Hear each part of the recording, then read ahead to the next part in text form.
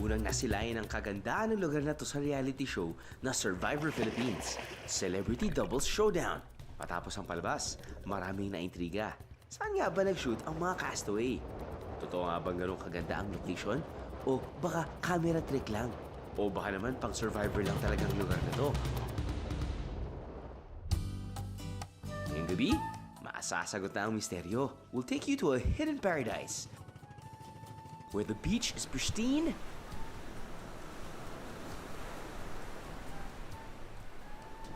where you can experience island life and appreciate nature's wonder.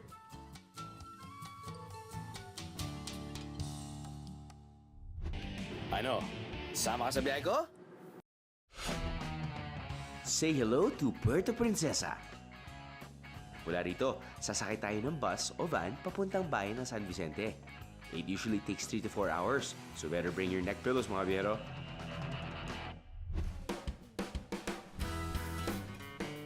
Welcome to the sleepy town of San Vicente, ang pinakasentro ng buong probinsya. Dito makikita ang sakayan patungo sa iba't ibang pambarangay.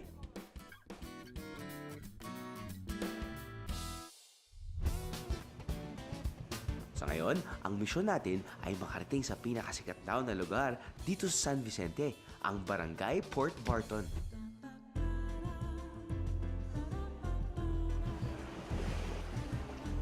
Binabalik-balikan daw ito ng mga dayuhang turista dahil sa unspoiled beach at simpleng pamumuhay dito.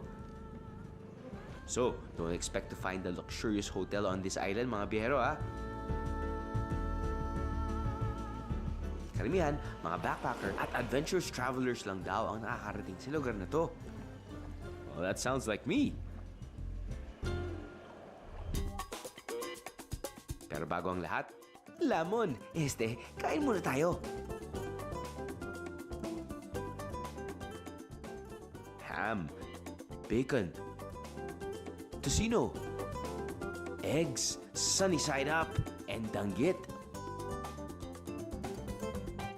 Good morning mga biyero. Yan. Buffet breakfast tayo ngayon dito sa Osan. Yung Osan kasi parang may mga separate cottages. Ganon din naman yung estilo ng mga ibang resorts dito pero mamaya dun tayo sa elevated dining table na yun. Yan. Saan nila siniset up yung aking table. Stick na. Pero ngayon, priority natin kumain.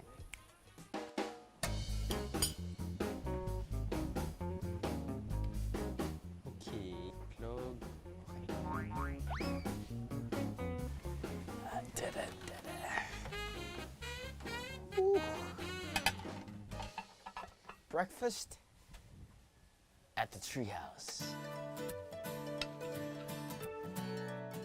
Tingnan nyo naman kung gaano ka-still yung tubig.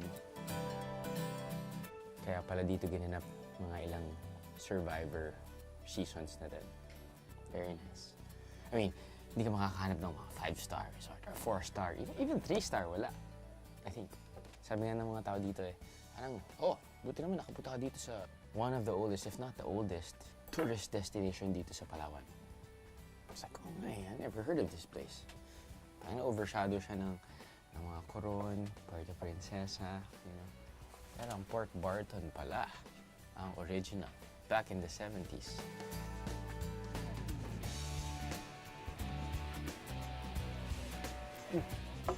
Salamat po. Ito, hindi ko naman ito kinakain Kalimutan na natin nangyari. You need your dose of fat in the morning. Why is fat so good?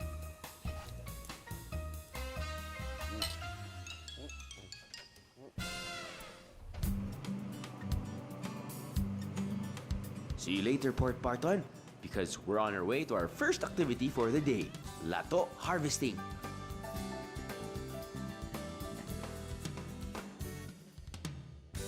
Ngayon, susubok tayong kumuha ng lato. Actually, hindi naman susubok. Makakakuha naman tayo ng lato. Hindi naman siya parang isda, di ba? Nandyan lang naman yan eh. Kung saan nahulog yung aking cameraman, doon tayo pupunta.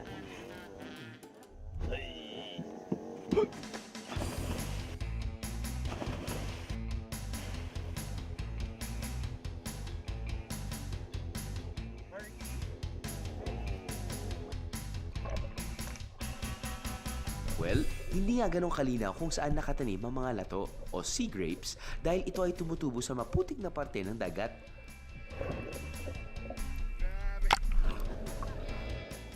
Ang unang requirement ng activity na to, dapat magaling kang sumisid.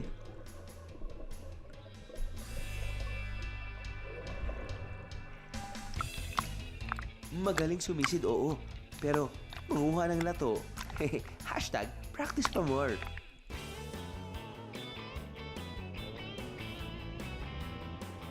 Ang mga latong inaani dito ay dinadala sa bayan o binibenta sa mga resort. Umabot ang hanggang 2,000 ang 40 kilos o 50 pesos per kilo ang bentahan nito. Lato salad na to.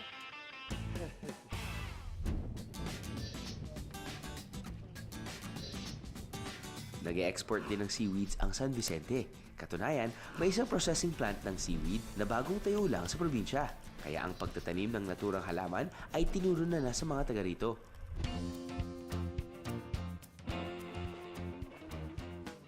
Huli tayo ng fresh lobster. Igawin natin dito mismo o gawin natin kilawin. Mahuhuli lang tayo. Minsan natin magawa to. Pag binibenta ng lobster sa supermarket, ay sus! Lalo na kapag i-order mo yan sa restaurant. Nako! Parang bumili ng bayat lupa. Yeah?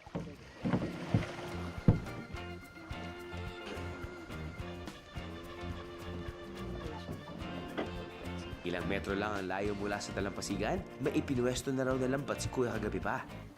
Ayan na po ba yan? Tayo mag-i-start. Okay. Maghila. Okay, so, anong ginagawa natin ngayon? Kaya, kailangan tayo lumapit doon. Okay. Yan na. Ito na po yun.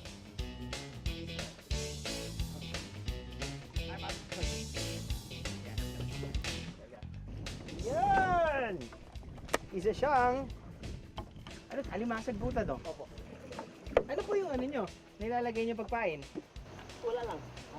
Nakaharang lang sila. Well, looky. Ano po ito? Ito po yung titik. Oh, look at that. It's still alive. The alien lives within our shores. High five. Sabi niya. Sorry, bud. Alam mo, pagluto niya, yun yung cut in half. Tapos binibakes, nilalagyan ng queso. Hop! Another.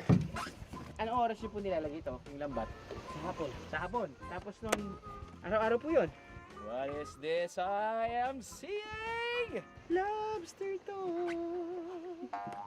Under the sea. Sabitang sipit, under the sea. Magkano niyo po binibenta yan kada kilo?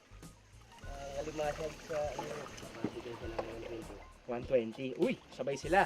Hello, I am your friend, Pitik. Sabi ng alimasag. Ano po yung pinakamagandang oras para kunin ulit yung lambat? umaga. 6 o'clock. Tapos nun, babato niyo ulit ng hapon. O umaga din. Ano naman, area naman siya sa hapon. Saan niyo po hinaharang? Dito. Dito hanggang... Diyan lang saan lang yan. Wala dito. Ayun. Ay, maraming alimasag, no? Pag ganitong malabo, hindi yata nila napapansin ng gusto ang lambat. Ayun, hindi sila nakakita. Sorry, man.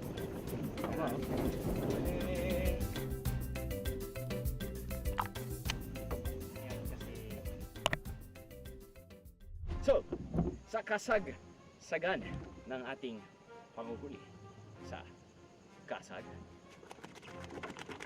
Right on cue. Alimango, alimasag, ano ba to? Lobster at pitik. Na-realize ko. Masakit sa likod. Kaya naman pala bato-bato. Daming abs yung mga mangingisda.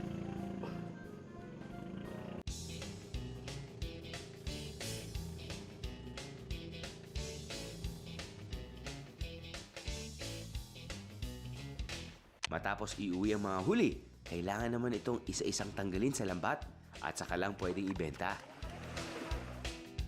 Sa mga to, ano po yung pinakamahal? Yan po ang lobster. Ang lobster na yan siyang original. Yung luto na, pag 700 kaya yan sa restaurant lang. Pero pag sa dito sa lambat, mura lang. O ayan guys ha, alam nyo na ha, para sa murang lobster, buy from the fishermen themselves. Maliban sa naglalaki ang mga lamang dagat, may isa pa raw tinatagong yamang lugar na to. Pero para mapuntahan ito, kailangan ng konting lakad.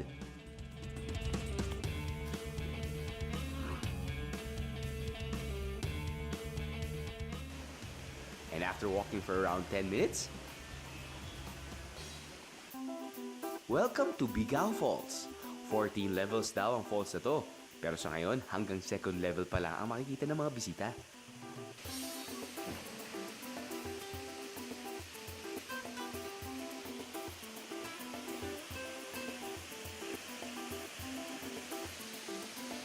Pero sulit pa rin ang lakad mo dahil sa lamig ng tubig. Tsak mapepreskohan ang iyong pakiramdam.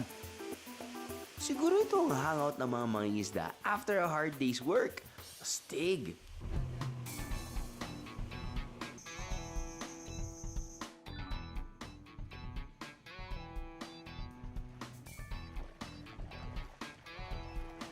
Kapag nakakita ka ng tamilok, ano yung sinisigaw mo? Tamilok! Hindi. Tami, look! Diba? Diba? Tami, look. Look, look. Tami! Look! Okay, para sa mga hindi nakakaalam, ano po ba yung kinukuha natin dyan sa mga deadwood na yan? Patay na kahoy. Ayan po yung tinatawag natin na tamilok. Bihira po yan sa mga kawin na ganito kasi yung iba po, katulad yung wala rin pong laman yan. Opo. Ito po, bihira po makita yan.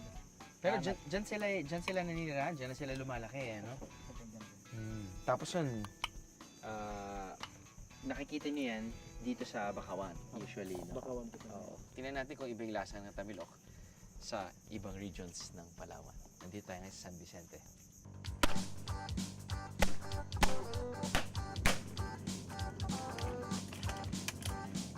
Yun! It's beautiful! Mahaba, tapos dun sa dulo, may beak, may buto most of the time. Bigyan sila ng tubig, fresh water, ididip para linisin lang. Tapos mayroon silang nakahanda ng suka, na may sile, tamilok. Iba-iba yung sizes niya, no? Ito, malaki na nga ito actually. Ang pagkakaalam ko, ang tamilok ay classified under mollusks. Parang oysters. Kaya ka na maganda. Mataas daw sa protein ito, ano? Nakaka-high blood daw yan. Nakaka-high blood. I do this because it's my job. I do this because I like it.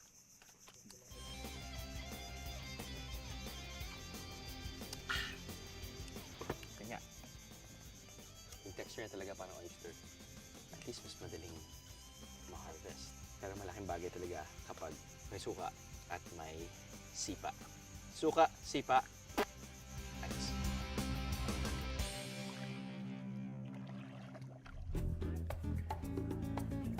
Dinner time na sa Port Barton and usually dito raw naghahaponan sa Paella Bar Restaurant ang mga bisita ng isla. At ang specialty of the house ay, you guessed it right, paella or specifically seafood paella Pinoy style. Magandang gabi po. So, nandito tayo ngayon sa restaurant sa San Vicente kung saan ang specialty nila ay paella. Legit ba yan? Kasi pag mga Espanyol, pag sinasabi nila ng paella, hindi talaga paella. Silent L. Paella. And this serving will be around 350 pesos. Meron tayong paella, meron tayong chop suey. Pero ito, sabi nila i-feature ko daw ang pinupong manok. Eh napagod na sa kakaintay sa pagkaluto ng paella. Humiga na ngayon yung manok.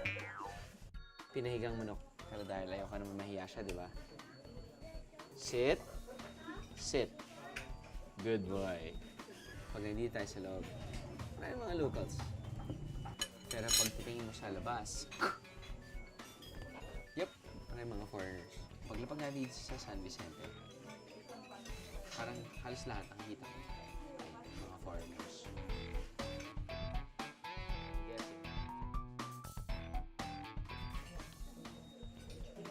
Ang nakikita natin dito sa Filipino style paella. May dalawang itlog. Nakakita tayo ng alimasag, alimango. Nakakita tayo ng hipon. Nakakita tayo ng isda. Ayos. Okay. I got you. I think what we're tasting now is a more commercialized paella. Okay, don't get me wrong. But if you want your quick fix sa paella, dito sa San Vicente, guess this is the place. Para sa ating very impatient chicken friend na napagod na sa kakaupo. Alam naman natin na ang manok hindi sobrang malasa kapag niluluto mo, di ba? Alam mo yun? Yes. Sa itsura nito, hindi ko natitirahin yung breast. Kasi yung breast, alam niyo naman yun. Wala masyadong fat, pero wala rin masyadong taste. Ang titirahin natin ngayon, yung thighs. That's where the fat is. That's where the flavor is.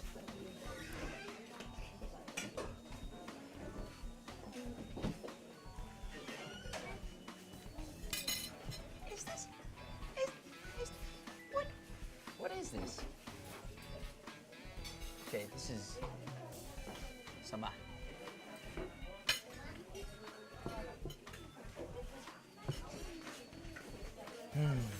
Saba. Now, usually, in-order daw nila to kasabay ng paella. I've never experienced that before ever in my life, but hey, More rice, more egg, more fish, and banana. soaked in oil with chocolate syrup. Now for me, I'd have this for dessert. I don't know if my producer who just told me that fair to. Tama? That's fair. Yes, okay. Kahit ang adobo. Mainit ang kanin. Chicken pork adobo. Lagyan mo ng sauce ang adobo dun sa kanin. Pero maglalagay ako ng latunda na saging. Diba?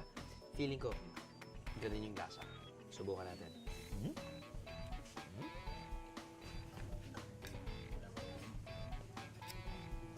Mainit pa! Mainit pa. Mainit pa. Hindi nila sinabi siya kay mainit pa. Deep fried nga eh. Di ba kapag may giniling ka, giniling, may itlog, tapos meron kang saba, araw sa lakobana? Correct. Eh ito, meron kang saba, meron kang paella, araw sa lakaba paella. What do you think of the paella? The paella is amazing. Really, it's very tasty and it looks a lot the Spanish flavor.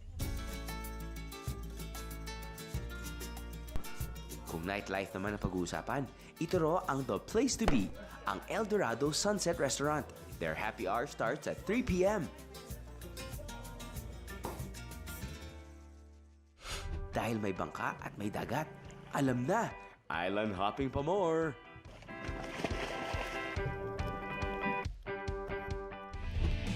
Ano? Sama ka sa biyahe ko? Ano? Sama ka sa biyahe ko? Kung titingnan ang mapa ng San Vicente, partikular ang parte ng Port Barton, makikita ang ilang maliliit na isla malapit dito. Yan ang mga islang papasyalin natin. First up, Exotic Island. White sand beach at kalmado ang tubig dito, kaya swak na swak ang swimming at snorkeling.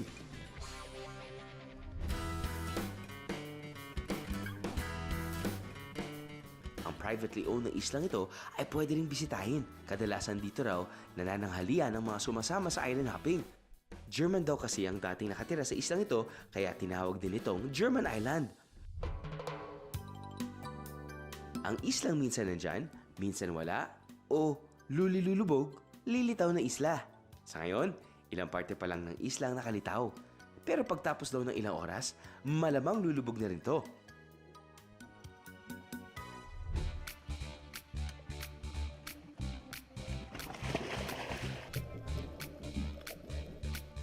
Kung snorkeling naman ang hilig nyo, dito raw sa Twin Reefs, panalo sumisid.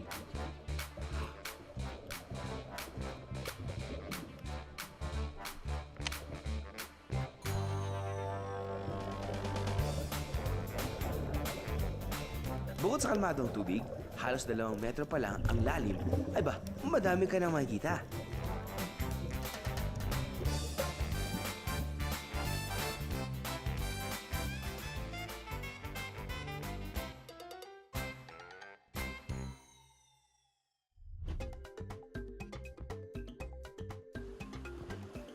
So sabi ng aking kaibigan na maliit, "Welcome to Coconut Island Resort!" See? Ayos ba? Very good. Very hospitable monkey. Si Ray, kabilang team yon. Si Jeff kasama ko ngayon. I know. Very sad. Anyway, of course, resort. May matutulungin dito. But, I think ang kanilang pinagyayabang ang kanilang food menu.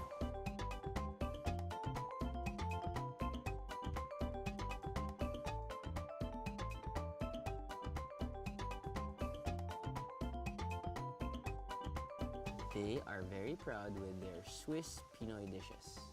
Okay. Aglio olio. Ito ay chicken menudo. Pork cutlet patata or something. Basta may pasta, tapos nun may pan-fried pork loin. Ito yung kanilang beef medallions. At napapansin mo talaga yung mga Swiss, mahilig sila sa or yung mga Europeans in general, mahilig sila gumamit ng patatas. So ito may patatas. Ito rin may patatas, medyo hash. This is also cut pork. Sige, kirain muna natin ito.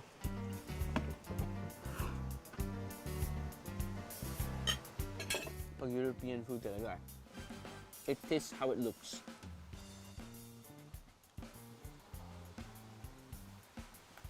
Yep. It's salty. Nai-level niya yung lasa ng maalat na beef. Ito yung medyo interesado ako eh.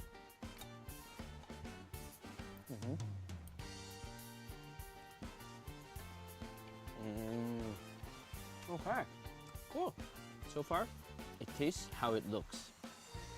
One of the simplest pasta dishes ever. Pero sometimes simple is good. Less is more. Carbo load, pa more.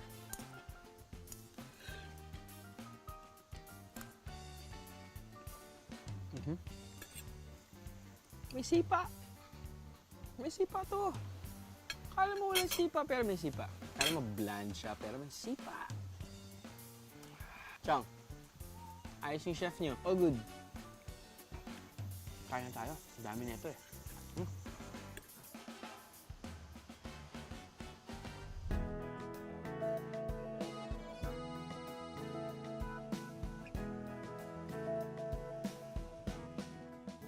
Am I working? What is life?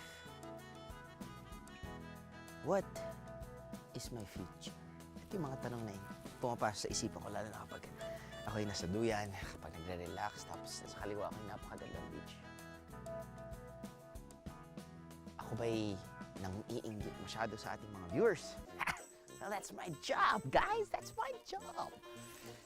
At trabaho din ay ipakita sa inyo kung saan ako natulog kagabi. Yan. Dito tayo sa cottage number 2. Pasok, please.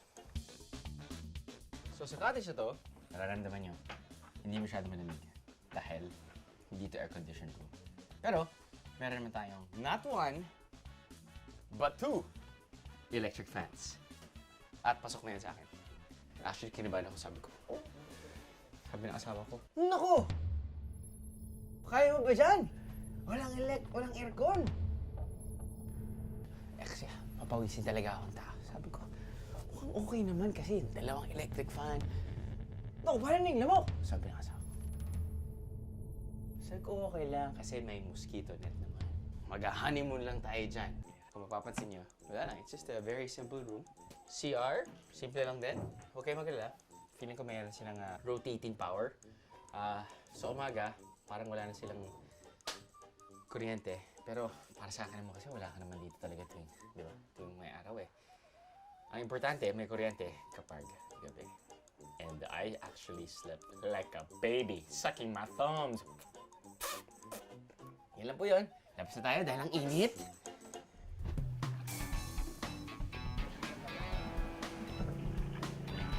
Dito sa Port Barton, marami kayong resorts na mapagpipilian.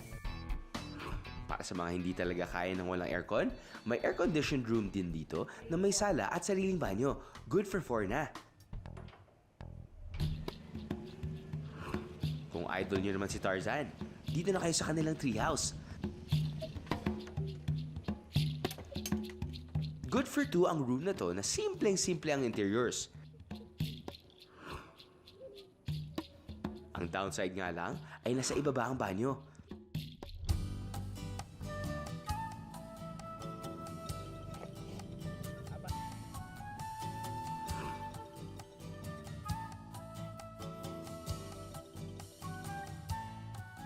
Beachfront din ang mga compact size rooms ng resort na to. Good for 2 na ito with a nice little bathroom. Para naman sa malalaking pamilya o barkada, pwedeng-pwede na mag-check-in sa resort na to dahil may room na good for 5 to 6 persons. Magbigayan na lang kayo sa iisang banyo. Susunod, alamin naman natin ang happening sa poblasyon, ang sentro ng San Vicente. Would you believe it? There was a snake There's a snake. in there. Exactly. Ano? Sama ka sa biyahe ko? Ano? Sama ka sa biyahe ko?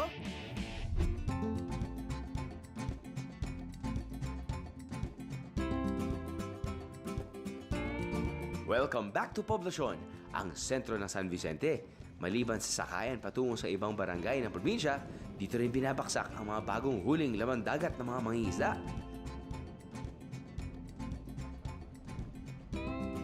Kaya sagana sa sariwang isda ang lugar na to. Makabibili ng iba't ibang klase ng isda sa baksakan ito.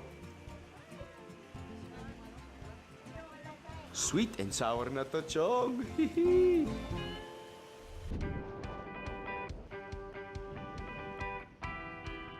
Samantala, sa kabilang bahagi naman ng barangay, pwedeng bumisita sa fishing village kung saan nakatira ang karamihan ng mga mangingisda.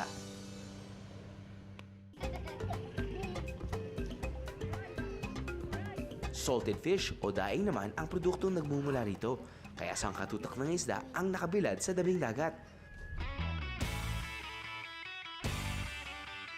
Pero pagdating sa beach, hindi rin patatalo ang poblasyon. Malinaw, malinis at payapa rin ang tubig sa dagat dito. At kung balak niyong bumisita, marami rin mga resort na pasok sa budget niyo.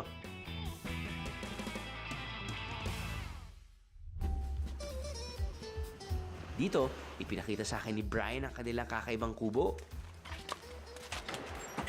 This is our little guest cottage on the beach. Nice. Cozy. Cozy. Very cozy. TV, satellite. Nicely built. Actually, the view outside is absolutely breathtaking. Right. We're surrounded by islands. Once the sun is out, the sea goes a beautiful, beautiful turquoise color. Just how me as a European picture a tropical island. Right.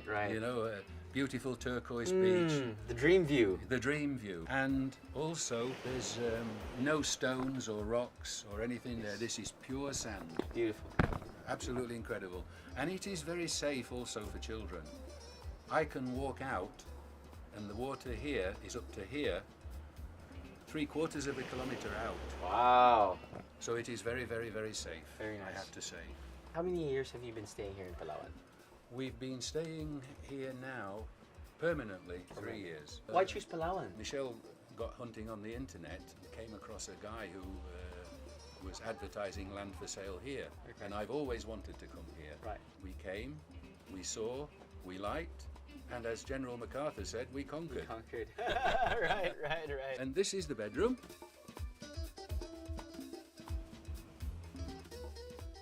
The reason that the bed is so high, we've put cupboards and drawers underneath Okay. because there's limited storage. And this one is obviously the bathroom. Oh, this is a cute bathroom you got here.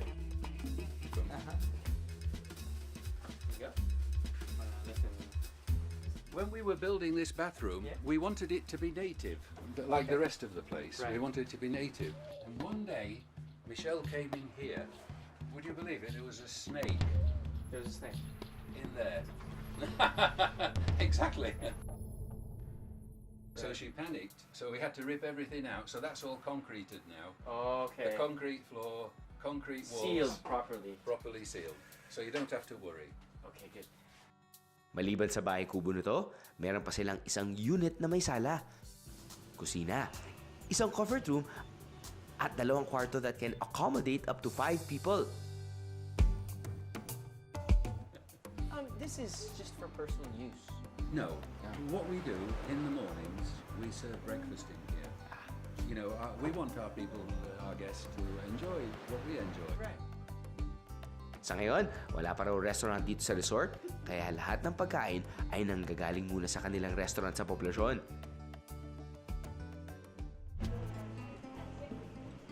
Ipinagmamalaki ng restaurant na to ang kanilang Filipino-European cuisine. Pero ang talagang binabalik-balikan daw dito ay ang kanilang laing at kaldereta. Ooh, look at that. So tender. Yeah. I'm not a big eater, you know. Doesn't look like it. Longest white sand beach.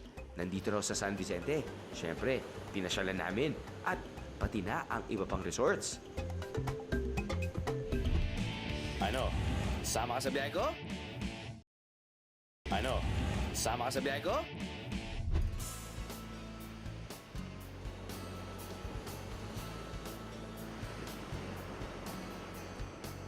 Isa pang sikat na lugar dito sa San Vicente ay ang Long Beach. May habang 14.7 kilometers. Ito raw ang longest white beach sa buong bansa and 3 times longer than Boracay's White Sand Beach.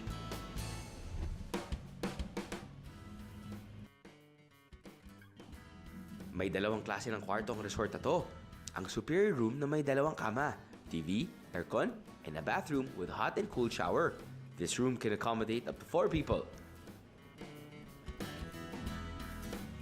Ang kanila namang premium traditional huts ay ideal for groups or families dahil meron itong queen-size bed and double-deck bed.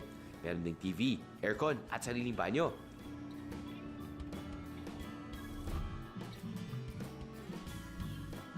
May restaurant din dito kung saan matitikman ang kanilang bestsellers tulad ng pepper-crusted fish fillet, chicken cordon bleu pasta, gambaretti, chorizo chop at iba pa. Iba naman ang gimmick ng inn ito dahil pag dito ka nakabok, susunduin ka ng bangka sa poblasyon para ipasyal muna sa Agutaya River bago mag-check-in.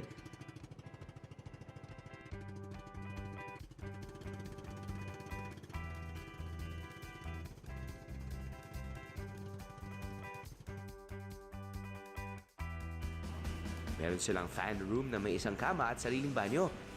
Beachfront din ang karamihan sa kanilang mga kwarto. Meron din silang mga cottage for rent para sa mga gusto mag-day tour. Karamihan sa mga tao sa San Vicente ay nagsasalita ng Bisaya at Tagalog, pero may sariling dialect din ng probinsya, ang Cuyunin at Agutaynin. At para mas feel nyo ang pagbisita dito, here are some phrases in both dialects. Mayad nga adlaw. Mayad nga gabi. Uyang labi. Kumusta ka mo? Kumusta mo? Adin ang CR. Ay patang CR. Adin ang palingki. Ari patang palengke. Adin tenged ang bus station. Ari patang bus station. Masabor ang isda.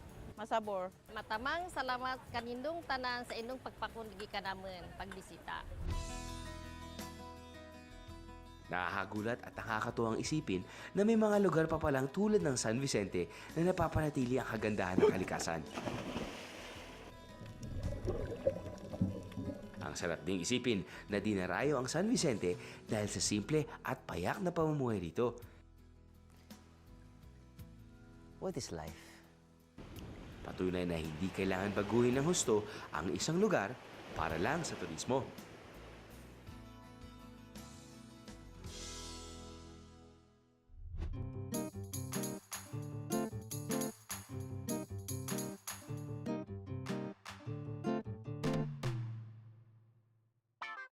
Total, nandito na kayo sa Quezon City, di ba? Ngayon, ito talaga yung pinupuntahan ko. Ganda talaga dito. Sino yung mukhang yengot na yan? Team to the top! Narinig mo ba yan? Hindi ko narinig eh. Sasa nga, wala akong maisip eh.